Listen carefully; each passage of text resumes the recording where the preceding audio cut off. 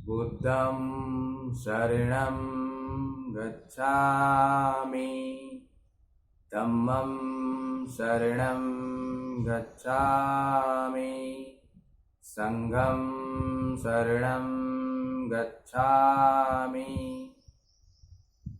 मैं डॉक्टर हसमुख परेख मेरे यूट्यूब की यूनिक चैनल में आप सभी का हार्दिक स्वागत कर रहा हूं।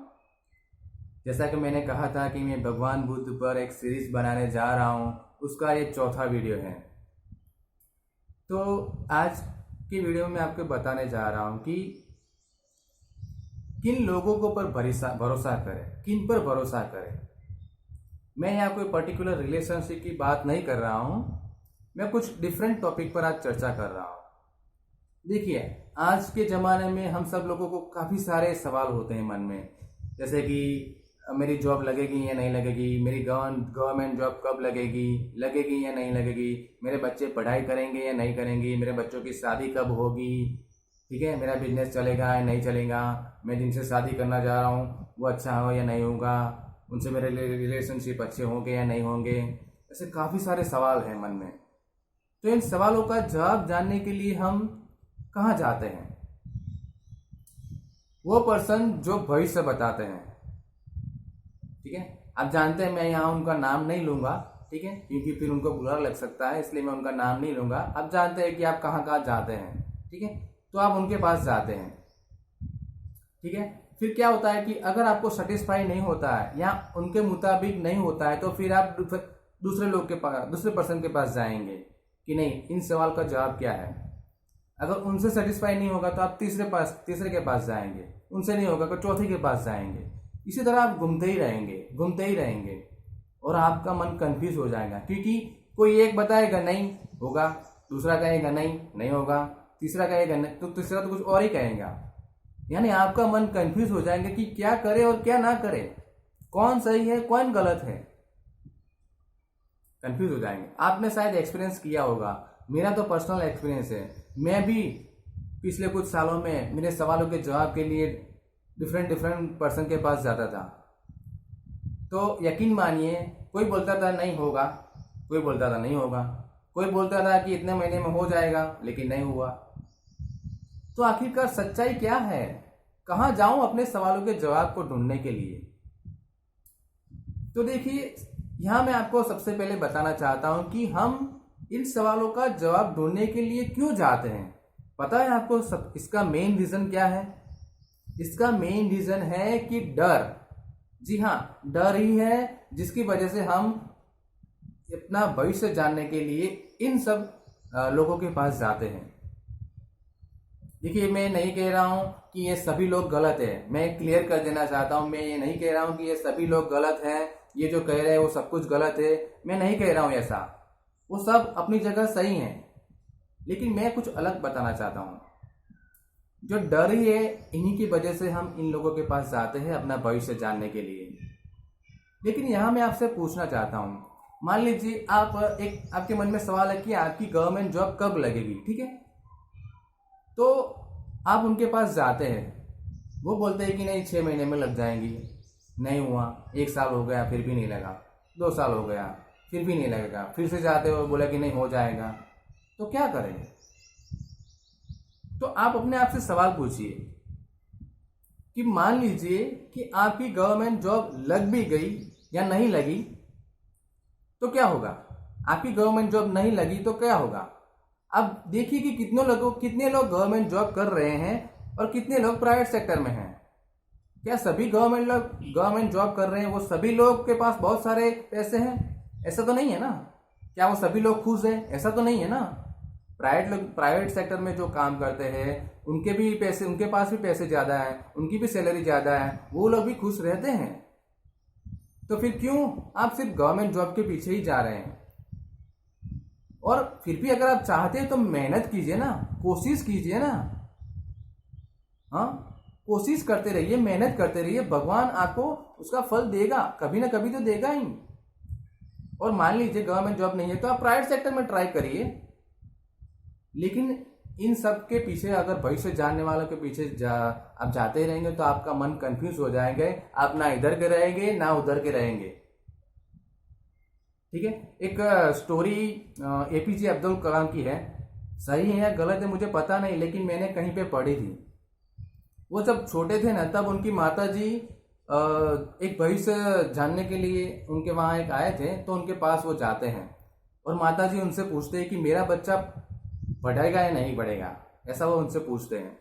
तो फिर वो बोलते हैं कि नहीं, आपका बच्चा नहीं पढ़ेगा, वो पढ़ नहीं सकता है।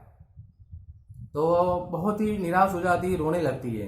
तब एपीजे अब्दुल कलाम उनसे कहते हैं कि माँ तुम चिंता मत करो, मैं अच्छी तरह से पढ़ाई करूंगा, मैं बहुत पढ़ाई करूंगा, मैं बहुत मेहनत करूंगा। और देखिए रिजल्ट आपके सामने है, कहाँ तक पहुंचे, मिसाइल मैन बन गए, राष्ट्रपति तक पहुंच गए। क्या कभी उनकी माता ने उनका ऐसा सोचा होगा? नहीं सोचा होगा। तो उन्होंने कैसे पाया? अपनी मेहनत से, अपनी कोशिशों से, अपने नॉलेज से पाया ये सब। तो यहाँ मैं आपसे कह रहा हूं कि अगर आपकी लाइफ में कोई भी प्रॉब्लम है या कोई भी क्वेश्चन है, तो उसके बारे में चिंतन कीजिए कि वो कैसे हासिल किया जा सकता है, किस तरह से मेहनत करें, किस तरह से कोशिश करें, ठीक है, तो ये हासिल हो सकता है। ठीक है, तो इसी तरह से मैं आपसे चाहता हूं कि अगर आपका कोई भी प्रॉब्लम हो ना, तो मैं आपको 2 सजेशन देता हूं, वो आपको परफेक्ट आंसर देंगे।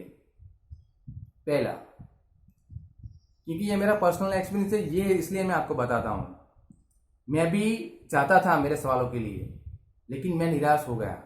फिर मैंने सोचा कि कहाँ जाऊं जिससे मेरे सवालों के जवाब मिले। तो मैंने ट्राई किया अपने अंतरात्मा से पूछने का, अपने माइंड से पूछने का, अपने सबकॉन्शियस माइंड से पूछने का। मैं मेडिटेशन में बैठ जाता हूं और अपने अंतरात्मा से पूछता हूं कि मुझे मेरा ये सवाल है, इसका आंसर क्या है। हाँ, होता है कि कई बार कि 1-2 दिन में मुझे ये आंसर नहीं मिलता है, कई बार कई हफ्ते या कई महीने लग जाते हैं, लेकिन मुझे परफेक्ट आंसर मिलता है कि नहीं, यही आंसर है परफेक्ट।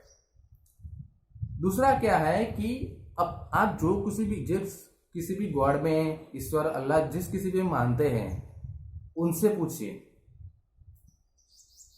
रेगुलर पूछते रहिए। मेडिटेशन में जाइए, ध्यान में बैठिए और उनसे पूछिए कि मेरा ये सवाल है, तो उनका जवाब क्या है, आप मुझे गाइडेंस दीजिए।